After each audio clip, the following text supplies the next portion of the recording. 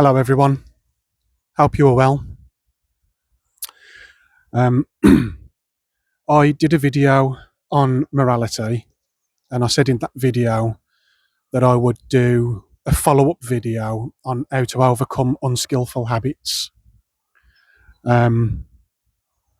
So I'm going to talk about that a little bit today.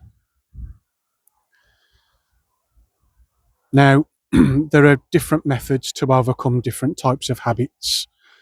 So there are different reactions that we have within ourselves. Some habits are emotional and sort of thought emotion driven. Some habits are physical, so there's a physical draw to doing that habit.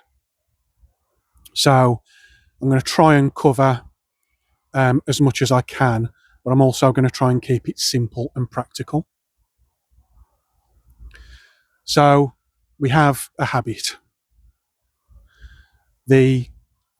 One of the first things that we can do is contemplate the downfalls of doing that habit.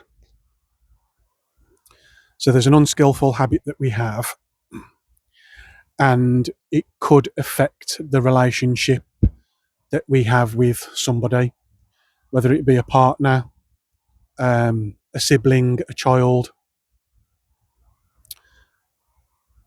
The unskillful habit will have a negative effect,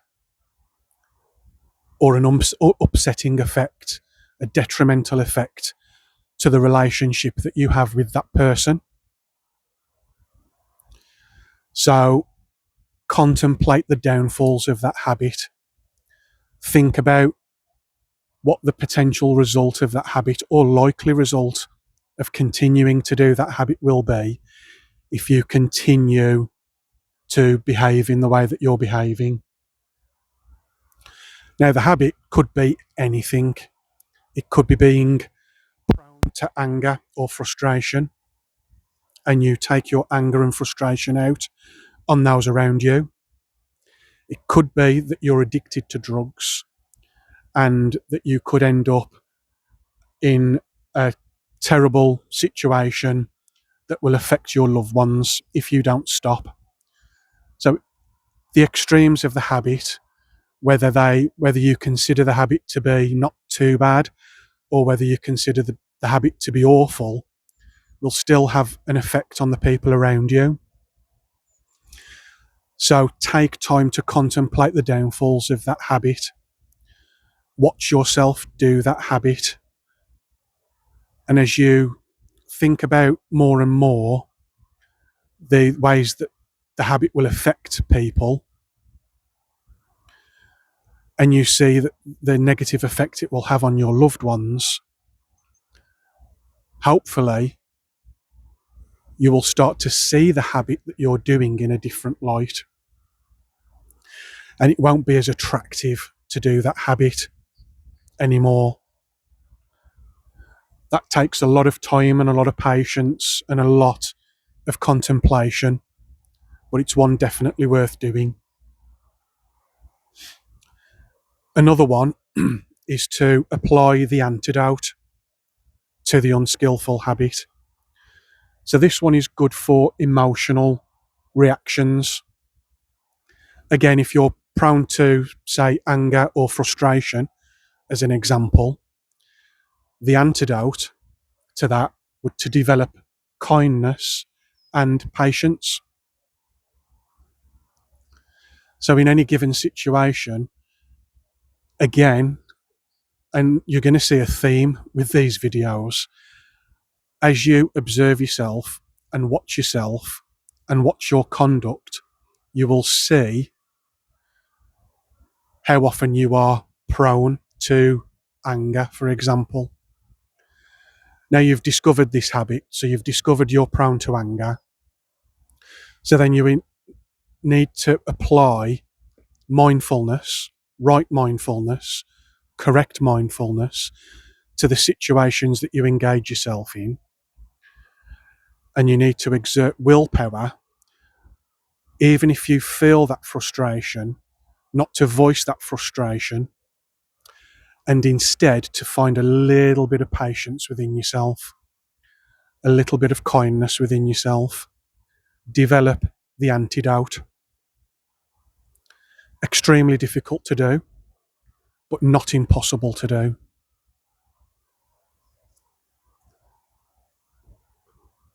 So the antidote is a good one for thought-based, emotionally driven reactions and bad habits.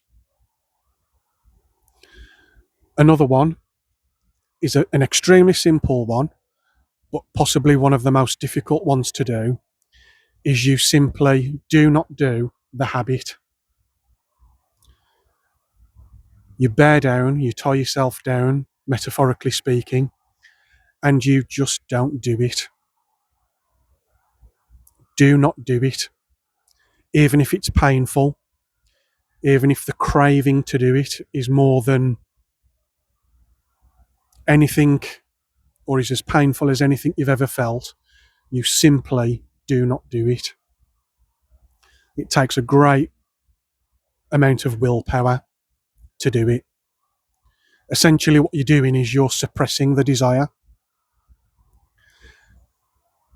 Now, some people will tell you that suppression isn't necessarily a good thing and it'll burst out because you're suppressing it, and then it'll explode and